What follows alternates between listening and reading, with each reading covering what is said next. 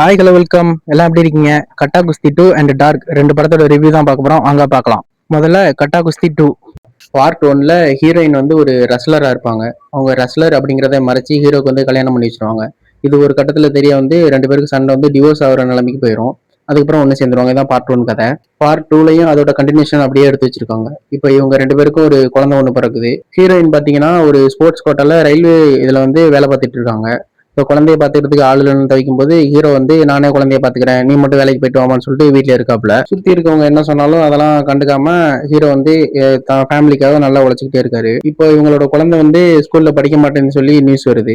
இப்போ ஹீரோயின் என்ன பண்றாங்கன்னா, நீ படிக்க மாட்டேற, பேசாம குஸ்தியில சேர்ந்து ஜாயின் பண்ணிக்க அப்படி சொல்லிட்டு ரொம்ப கம்பல் பண்ணி ஜாயின் பண்ண வைக்கிறாங்க. இப்போ அது மாதிரி கட்டாயப்படுத்துறது வந்து நம்ம ஹீரோக்கு வந்து பிடிக்காது. இதனால ஹீரோக்கு ஹீரோயினுக்கு மறுபடியும் சண்டை வருது. இதுக்கப்புறம் குடும்பத்தை ஒன்று சேர்த்தாங்களா இல்லையா அப்படிங்கிறதான் படத்தோட கதையே.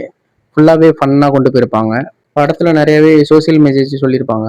ஃபேமிலியோட நல்ல கலகலப்பாக என்டர்டெயின் பண்ணுறதுக்கு ஒரு அருமையான படமாக இருக்குது.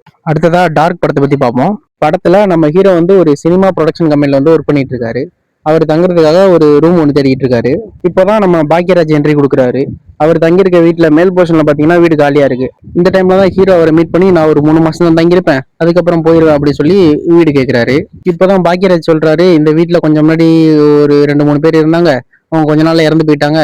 அவங்க போனதுக்கு அப்புறம் இன்னும் ஒரு 2 பசங்க வந்தாங்க, அவங்களும் இந்த வீட்டில் ஏதோ பேய் இருக்குன்னு சொல்லி இது பண்ணி ஓடிட்டாங்க. அதனால இந்த வீட்டில் யாருமே வாடகைக்கு வரமாட்டாங்கப்பா அப்படி சொல்லி சொல்றாரு. நீ இந்த வீட்டில் ஒரு 3 மாசம் தங்கி இங்க எதுவும் இல்லைன்னு ப்ரூஃப் பண்ணிட்டேன்னா நான் இந்த வீட்டை வித்துட்டு வேற எங்கேயா போய் செட்டில் ஆயிரும்பா அப்படி சொல்லி பாக்யராஜ் சொல்றாரு.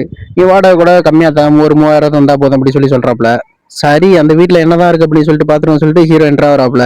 இதுக்கப்புறம் என்னாச்சு, அந்த வீட்டுல உள்ளவங்க எப்படி ஹேண்டில் பண்ணாங்க அப்படிங்கறதான் படத்தோட மொத்த ஸ்டோரியே. கிளைமேக்ஸ்ல ஒரு ட்விஸ்ட் ஒன்று வச்சு படத்தை முடிச்சிருவாங்க. மறக்காம சப்ஸ்கிரைப் பண்ணிருங்க. Tata bye bye C.